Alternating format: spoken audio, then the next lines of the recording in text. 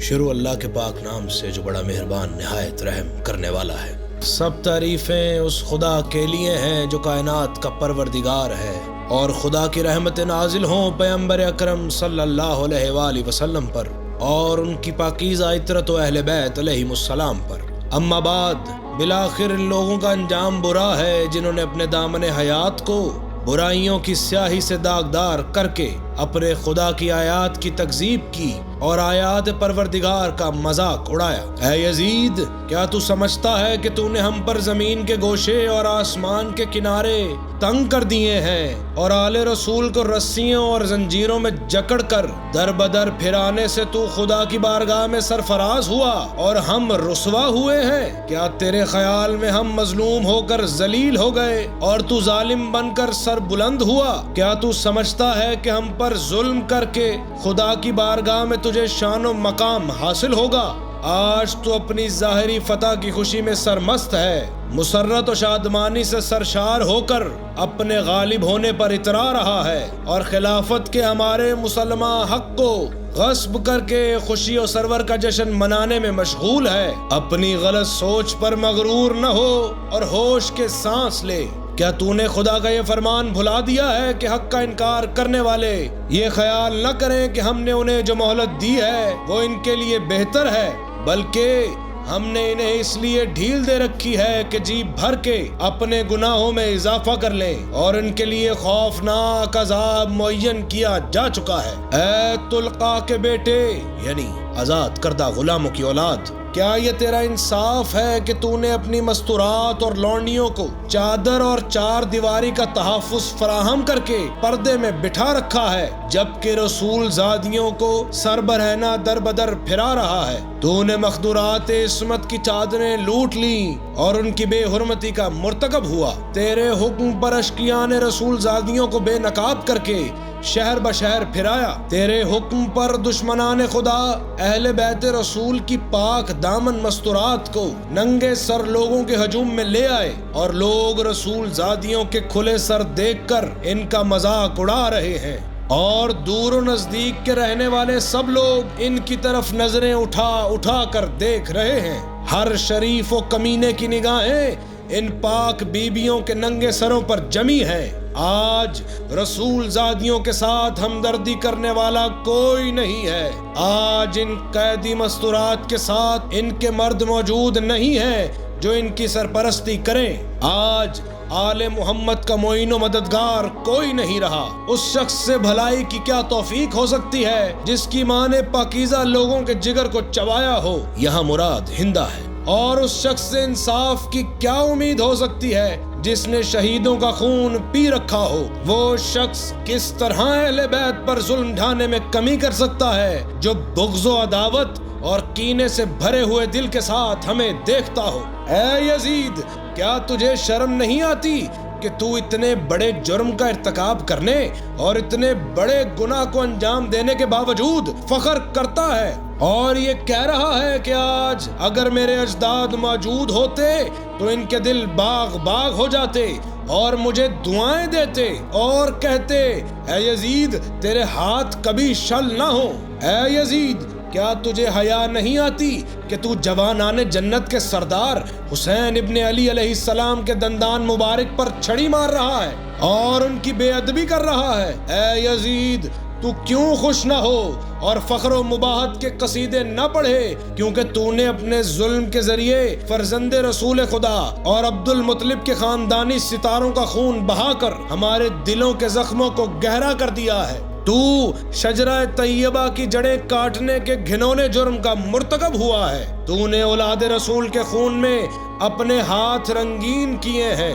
تو نے عبد المطلب کے خاندان کے ان نوجوانوں کو تہہ کیا ہے جن کی عظمت و کردار درخشندہ ستارے زمین کے گوشے گوشے کو منور کیے ہوئے ہیں۔ آج تو آل رسول کو قتل کر کے اپنے برے اسلاف کو پکار کر انہیں اپنی فتح کے گیت سنانے میں گم ہے۔ تو سمجھتا ہے کہ وہ تیری آواز سن رہے ہیں؟ جلدی نہ کر، ان قریب تو بھی اپنے ان کافر بزرگوں کے ساتھ جا ملے گا، اور اس وقت اپنی گفتار و کردار پر پشیمان ہو کر یہ آرزو کرے گا کہ کاش میرے ہاتھ شل ہو جاتے اور میری زبان بولنے سے عاجز ہوتی اور میں نے جو کچھ کیا ہے اور کہا ہے اس سے باز رہتا۔ اے ہمارے پروردگار، تو ہمارا حق ان ظالموں سے ہمیں دلا دے اور تو ہمارے حق کا بدلہ ان سے لے لینا۔ اے پروردگارا، تو ہی ان ستمگروں سے ہمارا انتقام لے سکتا ہے، اور اے خدا تو ہی ان پر اپنا غضب نازل فرما، جس نے ہمارے عزیزوں کو خون میں نہلایا اور ہمارے مددگاروں کو تہہ تیگ کر دیا۔ اے یزید، خدا کی قسم، تو نے جو ظلم کیا ہے یہ اپنے ساتھ ظلم کیا ہے۔ تو نے کسی کی نہیں بلکہ اپنی ہی کھال چاک کی ہے، اور تو نے کسی کا نہیں بلکہ اپنا ہی گوشت کاٹا ہے۔ تو رسول خدا کے سامنے ایک مجرم کی صورت میں لایا جائے گا، اور تجھ سے تیرے اس گھنونے جرم کی باز پرس ہوگی کہ تو نے اولاد رسول کا خون ناحق کیوں بہایا اور رسول زادیوں کو کیوں در بدر پھرایا، نیز رسول کے جگر پاروں کے ساتھ ظلم کیوں روا رکھا۔ اے یزید، یاد رکھ کہ خدا آل رسول کا تجھ سے انتقام لے کر ان مظلوموں کا حق انہیں دلائے گا اور انہیں امن و سکون کی نعمت سے مالا مال کر دے گا۔ خدا کا فرمان ہے کہ تم گمان نہ کرو کہ جو لوگ راہ خدا میں مارے گئے وہ مر چکے ہیں، بلکہ وہ ہمیشہ کی زندگی پا گئے اور بارگاہ الہی سے روزی پا رہے ہیں۔ اے یزید، یاد رکھ کہ تو نے جو ظلم آل محمد پر ڈھائے ہیں اس پر رسول خدا عدالت الہی میں تیرے خلاف شکایت کریں گے، اور جبرائیل امین آل رسول کی گواہی دیں گے۔ پھر خدا اپنے عدل و انصاف کے ذریعے تجھے سخت ترین عذاب میں مبتلا کر دے گا، اور یہی بات تیرے برے انجام کے لیے کافی ہے۔ ان قریب وہ لوگ بھی اپنے انجام کو پہنچ جائیں گے جنہوں نے تیرے لیے ظلم کی راہیں استوار کی اور ظلم کی بنیادیں مضبوط کی، اور تیری آمرانہ سلطنت کی بساط بچھا کر تجھے آل اسلام پر مسلط کر دیا۔ ان لوگوں کو بہت جلد معلوم ہو جائے گا کہ ستمگروں کا انجام برا ہوتا ہے اور کس کے ساتھی ناتوانی کا شکار ہے۔ اے یزید، یہ گردش ایام اور حوادث روزگار کا اثر ہے کہ مجھے تجھ جیسے برے انسان سے ہم کلام ہونا پڑا ہے، اور میں تجھ جیسے ظالم و ستمگر سے گفتگو کر رہی ہوں۔ لیکن یاد رکھ، میری نظر میں تو ایک نہایت پست اور گھٹیا شخص ہے جس سے کلام کرنا بھی شریفوں کی توہین ہے۔ میری اس جرت سخن پر تو مجھے اپنے ستم کا نشانہ ہی کیوں نہ بنا دے، لیکن میں اسے ایک عظیم امتحان اور آزمائش سمجھتے ہوئے صبر و استقامت اختیار کروں گی، اور تیری بد کلامی اور بد سلوکی میرے عزم پر اثر انداز نہیں ہو سکتی۔ اے یزید، آج ہماری آنکھیں اشکبار ہیں اور سینوں میں آتش غم کے شعلے بھڑک رہے ہیں۔ افسوس تو اس بات پر ہے کہ شیطان کے ہم نوا اور بدنام لوگوں نے رحمان کے سپاہیوں اور پاک باز لوگوں کو تہہ تیگ کر ڈالا ہے، اور ابھی تک اس شیطانی ٹولے کے ہاتھوں سے ہمارے پاک خون کے قطرے ٹپک رہے ہیں۔ ان کے ناپاک دہن ہمارا گوشت چبانے میں مصروف ہیں، اور صحرا کے بھیڑیے ان پاک باز شہیدوں کی مظلوم لاشوں کے ارد گرد گھوم رہے ہیں، اور جنگل کے نجس درندے ان پاکیزہ جسموں کی بے حرمتی کر رہے ہیں۔ اے یزید، اگر آج تو ہماری مظلومیت پر خوش ہو رہا ہے اور اسے اپنے دل کی تسکین کا باعث سمجھ رہا ہے، تو یاد رکھ، جب قیامت کے دن اپنی بد کرداری کی سزا پائے گا تو اس کا برداشت کرنا تیرے بس سے باہر ہوگا۔ خدا عادل ہے اور وہ اپنے بندوں پر ظلم نہیں کرتا۔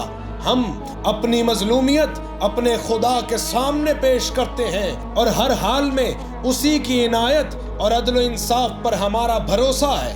اے یزید، تو جتنا چاہے مکر و فریب کر لے اور بھرپور کوشش کر کے دیکھ لے، مگر تجھے معلوم ہونا چاہیے کہ نہ تو ہماری یاد لوگوں کے دلوں سے مٹا سکتا ہے، اور نہ ہی وحی الہی کے پاکیزہ آثار کو محو کر سکتا ہے۔ تو یہ خیال خام اپنے دل سے نکال دے کہ ظاہر سازی کے ذریعے ہماری شان و منزلت کو پالے گا، تو نے جس گھنونے جرم کا ارتکاب کیا ہے اس کا بدنما داغ اپنے دامن سے تو کبھی نہ دھو پائے گا۔ تیرا نظریہ نہایت کمزور اور گھٹیا ہے۔ تیری حکومت میں گنتی کے چند دن باقی ہیں۔ تیرے سب ساتھی تیرا ساتھ چھوڑ جائیں گے۔ تیرے پاس اس دن کی حسرت و پریشانی کے سوا کچھ بھی نہیں بچے گا جب منادی ندا کرے گا کہ ظالم و ستمگر لوگوں کے لیے خدا کی لعنت ہے۔ ہم خدائے قدوس کی بارگاہ میں سپاس گزار ہیں کہ ہمارے خاندان کے پہلے فرد حضرت محمد مصطفیٰ صلی اللہ علیہ وآلہ وسلم کو سعادت و مغفرت سے بہرہ مند فرمایا اور امام حسین علیہ السلام کو شہادت و رحمت کی نعمتوں سے نوازا ہے۔ ہم بارگاہ یزدی میں دعا کرتے ہیں کہ وہ ہمارے شہیدوں کے ثواب و اجر میں اضافہ فرمائے اور ہم باقی سب افراد کو اپنی عنایتوں سے نوازیں۔ بے شک خدا ہی رحم و رحمت کرنے والا ہے اور حقیقی معنوں میں مہربان ہے۔ خدا کی عنایتوں کے سوا ہمیں کچھ مطلوب نہیں اور ہمیں صرف اور صرف اسی کی ذات پر بھروسہ ہے، اس لیے کہ اس سے بہتر کوئی سہارا نہیں۔